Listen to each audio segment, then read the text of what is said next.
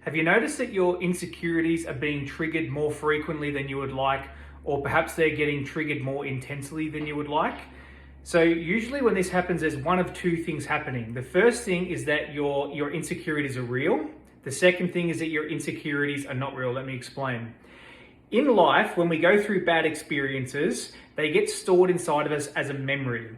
And what memories do, memories link to emotions and emotions link to thoughts. So basically what's happening is these memories of bad things that have happened to you in the past are basically putting thoughts into your head that the same thing's going to happen again. And so if you're with a partner and they do anything that's kind of similar to what your ex-partner may have done to you that genuinely you needed to be insecure about, then it's going to look like it's the same thing, right? Because basically the memory is getting triggered. So I'll give you an example. Say you leave your partner leaves their phone facing down, right? And your ex-partner used to leave their phone facing down, but it's because they were being dodgy, like they're up to no good. So your insecurity was getting triggered back then because the wrong thing was happening. But you might have a partner now who's not doing anything wrong. They just leave their phone down for whatever reason. They might do it because of work or for other reasons that they don't want to be distracted. But there's an authentic reason behind why the phone's down. However, your insecurity is getting triggered, right? But really it's the memory getting triggered. And what can happen, there can be lots of little things depending on how many times bad experiences have happened to you in relationships in the past, then you've got more of these memories that can get set off, right? So the more of these memories that can get set off, the more the insecurities are getting triggered. But what's happening is the insecurities can be false alarms or they can be real. So what you need to do, there's two things that you need to do to solve it. The first thing you need to do is you need to use a particular technique where you go back to the memories and you heal the memories of all the bad things that have happened. And the way that you heal the memory is you learn the lesson that memory wanted to teach you. And a lot of the time the lesson is not yours to learn, it's the other person's. So you're basically correcting the other person's behavior. That's what the lesson would be. So if a person is being deceitful, the lesson is honesty, right? So there's other ways of going through these memories to basically heal these memories and deactivate them so that insecurity stops disturbing you. Because once you heal the memory then stops triggering the insecure feeling, and the insecure feeling stops putting insecure thoughts in your head. And then you can see things more clearly, right? So go back and heal all of the memories of anything that's happened to you in the past. And that's basically cleaning up your baggage. We've all got baggage when we go from one relationship to the next. And part of the personal development that you need to do is go back and heal those memories so that you're not projecting those bad memories onto the next partner in almost like a false way, because it's not true. The other person may not be doing the wrong thing, even though it may look similar, may not be the wrong thing. The second thing you need to do is learn how to use your intuition, because the intuition is the part of you that never lies, right? So it always tells you the truth. So the brain, or the voice in the brain, which we know is the ego's job is to basically find problems or to make problems up.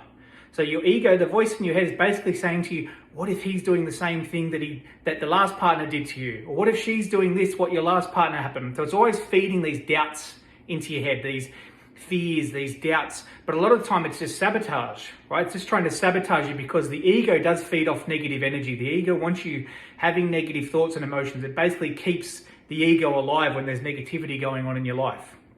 But what we're meant to do is the ego's job is to find a problem or make a problem up. Your intuition's job is to solve it, right? So you need to find out where your intuition is inside of you and how to use it properly, because a lot of people get emotions and intuition mixed up. So some people go, oh, well, I asked my intuition and my intuition gave me a bad feeling, so I know he was doing the wrong thing. And I'm like, well, was that your intuition or was it trapped anxiety? Because some people get negative emotions trapped inside their body and they will misfire. So you think you're listening to your intuition, but really it was a trapped negative emotion, and so it's giving you a false answer. So part of the healing process is healing the memories first, because the memories link to the emotions. So by healing the memories, it clears out all of those trauma, these trapped emotions, the trapped negative emotions and the traumas and things like that. It clears all that out. And once they're cleared out, you can then more clearly access your intuition. There'll be no interference. There'll be no negative emotions or negative memories or thoughts interfering with the intuition.